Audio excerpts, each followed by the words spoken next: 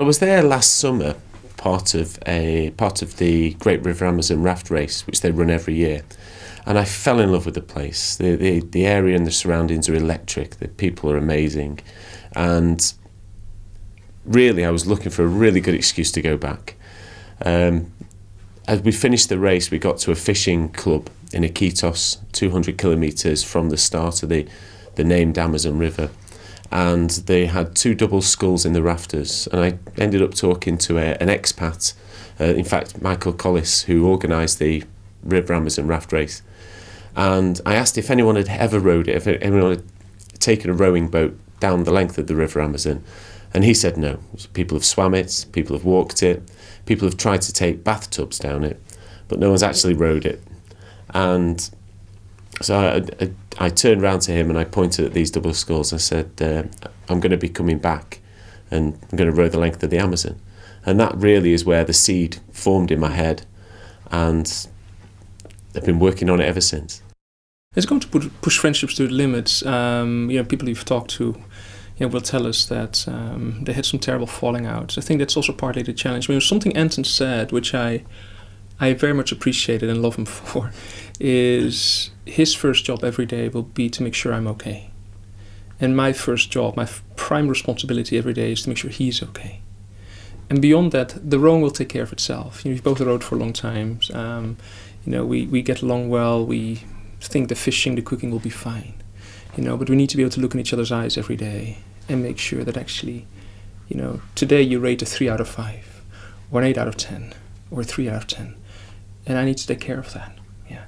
And I think if we negotiate this well, and we've done a fair amount of thinking about some of the ground rules we want to adopt, which again comes out of the research I did prior to this for 15 years. And on Anton's very vast experience, he's done these things before. He's sailed across the Atlantic. He's rowed, the Irish Sea. He's rowed around the Canary Islands. I think that combination of the kind of the academic basis and the experiential basis will be very interested in explore as to what kind of ground rules will come out of this, and maybe we can mitigate the risks of falling out as best as we can. At the end of the day, we're both human beings. We'll have good days. We'll have really bad days. And hopefully his good days will compensate for my bad ones, and the other way around. Otherwise, we're stuck. I think we both feel that the big battle is a psychological battle. Exactly. We've rowed together. We've rowed together competitively for the last year or so as well, which is nice. And won quite a few. And won, yeah. Not at the moment. But I know Mark's physical capabilities are up there, and I know, I hope Mark feels that mine are there as well. Absolutely. I know Mark as an individual, he's the only person I've actually considered to do this with, because as an individual I know that we get on. I know that we both have similar views, similar thoughts about how this is going to feel more than how it's going to be. I don't think either of us can really guess how it's going to be as an actual activity. Yeah. However, I think we both know how we want to feel, what we want to take away from it. Yeah. I hope it will be a life-changing experience. When I went to Afghanistan, I was hoping that would be too, and I think in some ways it has been, but not necessarily for the good. This, I think, will be quite different. I think both of us would like to do Cambridge proud, frankly. I'd like to do the business school proud, both in terms of research, in terms of producing a solid photo essay. Anton would like to do his college, Clare College proud, the boat club. We want to do our charity proud, Leonard Cheshire Disability, who've been very supportive of us, our colleagues who've gone out their ways to help us out. So there are a lot of different reasons why we want to make sure this succeeds. At a personal level, very interesting, Anton is getting married a week before he leaves for Peru. About the same weekend he decided to get married, I found myself getting divorced, and so so we're both dealing with an interesting personal kind of background that we take into the rowing. We're both about the same age. I'm a little bit older. Research-wise, I would love for this to produce an interesting piece of autoethnography, which is a very novel way of doing ethnography, and produce some research questions that actually I never really did notice before, because even by observation over very long periods of time, these simply wouldn't have surfaced. And at the end of the day, I think, like Anton, I would love for us to come out of this feeling it's been really worthwhile, and for us to be, for the friendship to be, if anything, much more solid than is today.